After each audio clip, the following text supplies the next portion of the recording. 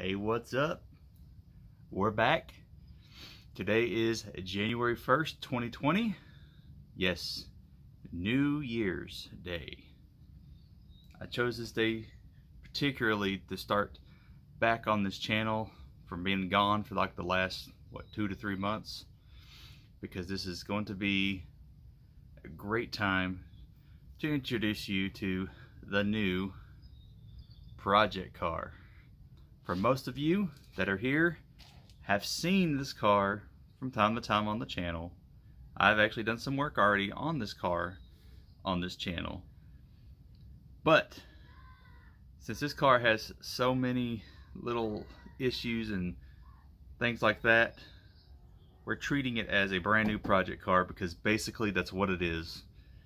So I'm gonna show you the new project car and tell you everything that is wrong with it and what it needs, and then go from there. Stay tuned.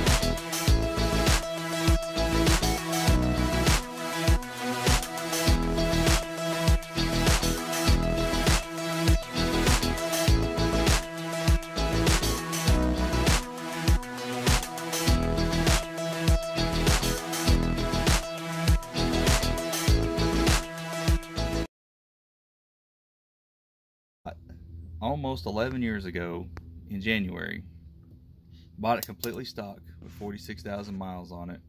It became my project car the first time around, probably about 4 years ago. I decided that I was going to turbo this car and build it, and just from life happening and stuff like that, the turbo and stuff got installed, but it didn't get installed to the best of my ability. For one, I didn't know what I was doing. I mean, I knew how to turbo, I guess, as far as knowledge, but as far as ever doing it, I've never done it before. So that's number one. And number two, I was forced to have to try to get this car running as quickly as I could, because when this car first went under and getting everything installed, my daily driver at the time, about a month into it, decided to technically blow up. It was still kind of drivable, but a rod started knocking real bad in it, and it was just bad. So I had to hurry up and get this thing going so I could have something to drive. So therefore, there's a lot of little things that need to be done to it. And now with this new year, this year is going to be the new year for this car. I'm calling this the project car or the new project car, because this car technically is the new project car. Even though I've had this car as a project for the last several years, it's been sitting for a while, and it's pretty much just like if I just got it from somebody that never completed it or whatever. So with that being said, this video is going to be an overview of what needs to be done to the car to get it roadworthy.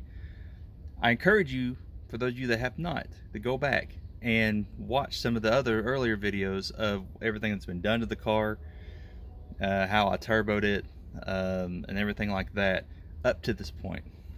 So with all that being said, we're going to go through everything to show you exactly what this car needs to get back to running. So the majority of the issues come from underneath the hood.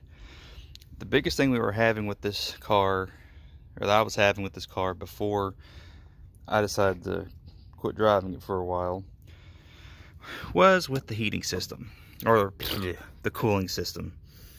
So, and with some of my past videos, actually one of the last ones I did of this car, the biggest problem we were having, or that we had, was the radiator. Decided it wanted to blow, so we got a new radiator put in. Installed a new thermostat, which is right down there. Got a new reservoir because it got a crack in it. The only thing that pretty much hasn't been touched in the cooling underneath here anyway is the water pump, which I think possibly could be going bad. So that's what we're having, because this car, you would start it and it would run and it would idle up the temperature, but then once you start driving it, it would start overheating, and then once you get it back to idle again, it would go back down. I tried bleeding it, I've tried getting the bubbles out, I've tried everything. So I'm thinking that the water pump is the next culprit. So the next thing that this car definitely needs is right here. This is the oil return line from the turbo. That line has been a pain in the butt for the longest. It leaks. I can't get it to quit leaking. So I'm just going to take it off and redo it and replace it and all that stuff. It leaks at the top, it leaks at the bottom, leaks everywhere. Good news is our feed line, after we replaced it, from up here into the turbo and down there from the sandwich plate where the oil filter is, it's good to go. I ain't worried about it anymore. So we're gonna have to rework the return line, but not only the return line, which I can't get in at the car right now or I'd show you, but we've installed a no weld plug, which there'll be a video link right up there to go back and watch that. My no weld plug leaks. So, and it could just be the fact that I installed it wrong. I don't know. I've never done that one. We installed one before, so if you want to leave a comment below on maybe something I did wrong, go feel free. But I'm going to go attempt to pull the oil pan off, and we're going to attempt to weld the plug, or put some tack welds in, because I'm tired of this thing leaking oil, and that's part of the biggest problem with it that we have with this car. So another thing, which is not that big of a deal in a way, but kind of is this downpipe. Now the downpipe, I had to cut it and modify it to make it work, which, let me see if I can get a light on here. Hold on just once. That's better. You can kind of see it. So down there where those clamps are, right now, that's how the downpipe is being held together, which it's really loose. So I could probably actually get down here. So this right here, these two clamps will hold together. Right here is where it needs to be welded, and this part of the downpipe is just sitting up in here. It's not. It looks like it's supposed to be clamped, but it's not really clamped. It's just kind of there. So you get exhaust leaks really bad, and we're probably not getting accurate readings for our O2 sensors and all that jazz. So we're gonna have to pull that off and re-weld that, and to make that run sufficiently. So this isn't a major deal to keep the car from like not running, but it does need to be fixed and readdressed. So right now, my muffler is the exhaust hanger broke. All right, so right there's the exhaust hanger. As you can see, it's just broke off. I mean, It's not that big of a deal. It'd be easy to fix. Actually, I think I have a new exhaust hanger that I can install on that, so it's just something that needs to be put back up and re-welded on. So those are the major issues. Like, as you noticed, they're not that big of issues. It's just going to take a little elbow grease and some time to just get it in the garage and just tear it apart and replace some things to it. So, hold on. I'm going to get my door up here. It's getting a little hot. But anyway, so now I'm just going to go over the stuff that it's needed, but it's not going to keep it from necessarily running at this point in time. So one of the issues we were having before the overheating started is we were having bad fuel cut. And that's primarily due to not doing anything to the fuel. It's still running stock injectors and the stock fuel pump, which I have a new Wobberol fuel pump to install. I just haven't done that yet. So that's something that's going to be coming in the near future. Also, this car is still running on its stock brakes, which is, I know usually I would recommend, you know, it's recommended to upgrade the brakes before you even start doing performance mods, because if you can't stop, you know, that's not a good thing. But that's something I didn't touch because it had new rotors and it had new pads, but they were just stock pads and brakes. So I figured for now that was fine. Ended up looking for another tire, because these were my wheels that I had on the car and I really liked them. I got a lot of compliments. I was eventually going to refinish them at some point, but just haven't done that yet. But these are Inkies, and they were wrapped in, not Inkies, what am I saying? These are ICW Racing. Nothing too fancy, but I really like the look of them.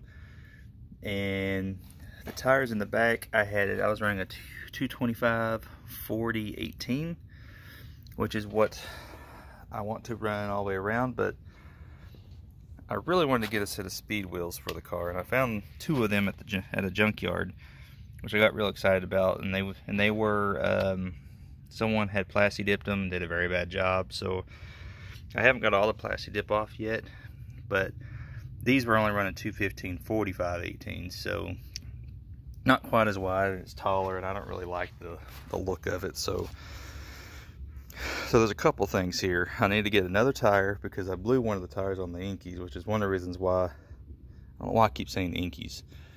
I blew one of the tires out by hitting a pothole on one of the ICWs, which is why I'm currently running my 2-speed wheels that I bought. So if I can get another tire, then I can get my ICWs back on until I get a full set of the speed wheels, because I think the speed wheels are going to look good on here. The new project car, my Mazda 3.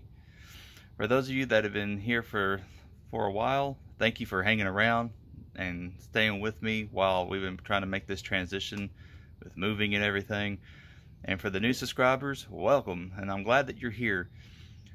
I also want to throw in a little overview of the channel. This channel is not just about a turbo car and all that stuff, but it's about taking unique vehicles, such as cars that you wouldn't normally see, getting fixed up, for one, and for two, doing everything on an extreme budget.